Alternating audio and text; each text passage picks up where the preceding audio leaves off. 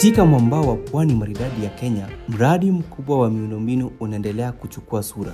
Ni ujenzi wa barabara ya Mombasa hadi Mtwapa, sehemu muhimu ya barabara kuu ya Afrika Mashariki yenye urefu wa kilomita 515 inayoelekea hadi Lungalunga. Barabara hii ambayo ni Mombasa to Mtwapa ina urefu wa kilomita 13.5. Wenyeji wa pwani watanufaika sana na huu mradi utakapokamilika, kwani utafupisha muda wao wa kusafiri, utaleta hata nauli chini, utafanya pia utawezesha kufikia huduma kwa urahisi katika pande zote na masoko ya mauzo yao.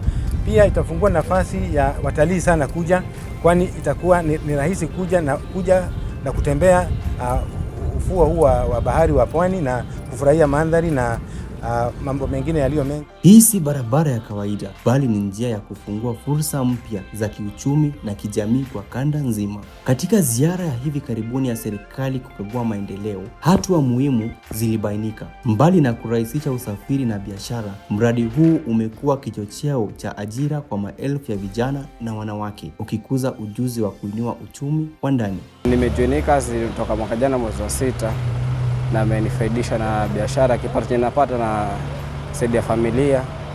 Pia nimefungua kwa biashara kangu ambako ni kama side hustle.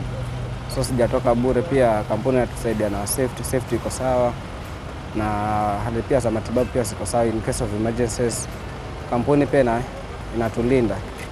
So kampuni imetusaidia sana. Mwanzo wenye wanatoka hilo eneo wengi wamefaidika.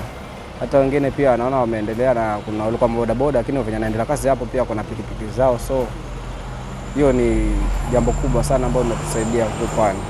Huku kazi zikiendelea, kina mama wamepata nafasi mpya kupitia ujenzi wa soko jipya linalotoa fursa kwa wafanyabiashara wa ndani kuuza bidhaa na kutoa huduma. Wavuvi pia wamefaidika kwa kupata vyumba vya kuhifadhi samaki kwa baridi pamoja na ukumbi wa kukodisha kwa shughuli za jamii.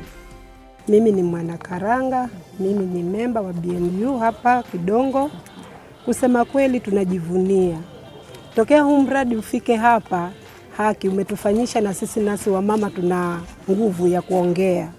Manake zamani tulikuwako hatuweze hata kuongea mbele za watu, lakini kwa sasa tunajivunia mradi huu. At least tunaweza kuja hapa na vyakula vyetu. Tokea mradi uanze tunauza vyakula, chapati, maharagwe, chai, mahamri, wanakuja tunawauzia na tunapata riziki. Hapo nyuma tulikuwa tunavunjika mioyo sana, kwa sababu tunapata wakati wa msimu mzuri tunapata mali ya kutosha ama samaki wa kutosha, lakini baadaye mwisho wa siku inaishia kuwa wale samaki wanaharibika.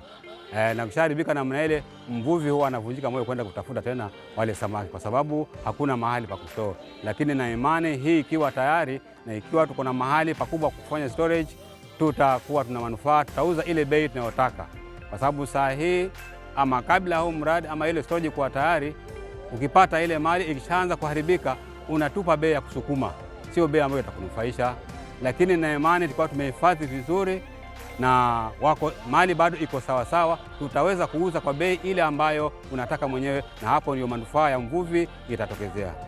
Mradi huu ni mfano wa ushirikiano unaoleta mageuzi ya kweli, ukichochea ustawi wa watu, ukiongeza mshikamano wa kikanda na kuiweka Kenya kwenye njia ya maendeleo endelevu chini ya mwavuli wa ajenda ya BETA.